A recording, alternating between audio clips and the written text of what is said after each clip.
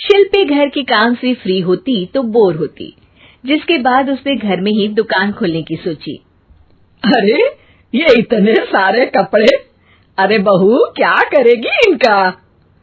माँ जी, मैं घर में बोर होती हूँ तो सोचा सामने के कमरे में कपड़ों की दुकान खोल लूं। घर का काम भी हो जाएगा और 4 पैसों की कमाई भी।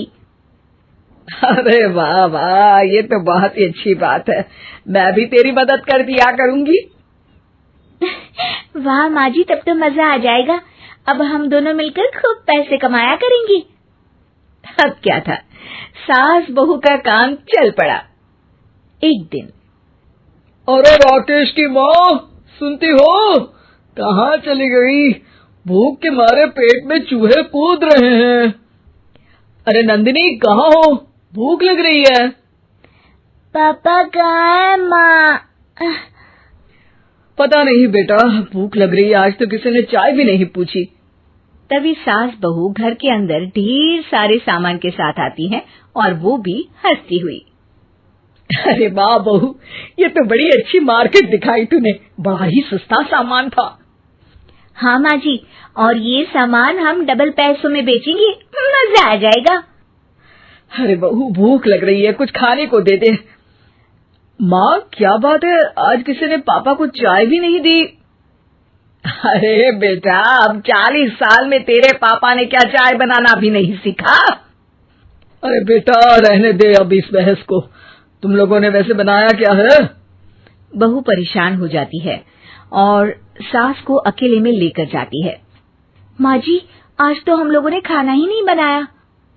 अरे बेटा, बाहर के छोले भटूरों से पेट इतना भर गया कि याद ही नहीं रहा कि घर में ये लोग भी हैं खाना खाने के लिए। अब क्या किया जाए? तभी घर में एक महिला आती है। जी, वो सुना है आप लोगों के यहाँ साड़ी बिकती है, जरा दिखाएंगे क्या? हाँ, क्यों नहीं। माँ जी, आप इन्हें साड़ी दिखाइए, मैं तब तक पिताजी और इनके लिए खाने का इंतजाम करती हूँ। सास उस औरत को लेकर सामने वाले कमरे में चली जाती है, जहाँ उन लोगों ने दुकान खोली थी। वहीं बहू भी किचन में चली जाती है। अब इतनी जल्दी क्या बनाऊं? पापा जी तो खाने के लिए भी बैठ गए हैं।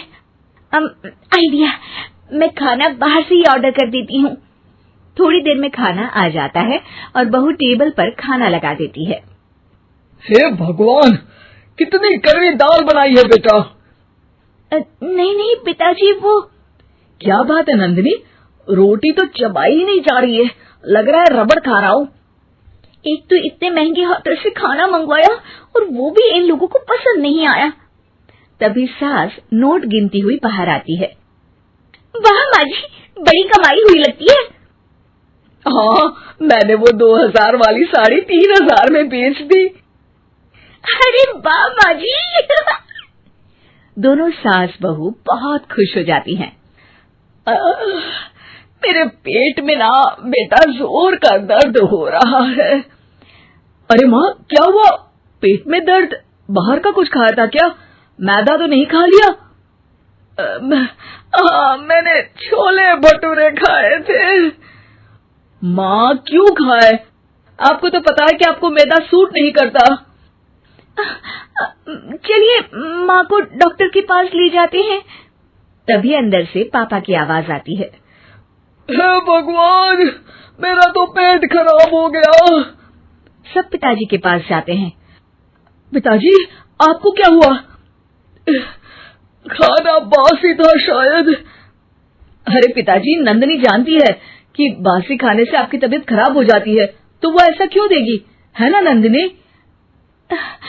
वो खाना मैंने बाहर से ऑर्डर किया था। मैं और माँ दुकान का सामान लेने गए थे, इसलिए खाना नहीं बना पाए। क्या नंदिनी, दुकान के चक्कर में तुमने तो सारे घर का हाल बिगाड़ रखा है। चलो अब माँ और पापा को लेकर अस्पताल चलते हैं। अस्पताल में जाने पर डॉक्टर कहते हैं, हाँ, इन दोनों को तो एक दिन के लिए एडमिट करना पड़ेगा। क्या? क्यों? पेट ही तो खराब है ना। हाँ, तो घर ले जाइए ना, अगर लग रहा है कि कोई बड़ी बात नहीं है और हम सिर्फ पैसा कमाने के लिए इन लोगों को एडमिट कर रहे हैं। नर्स, जरा इन लोगों को बिल तो दे देना।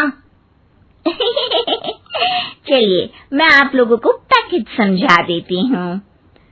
जब बहू के हाथ में बिल आता है, हे भगवान, 60,000 रुपए!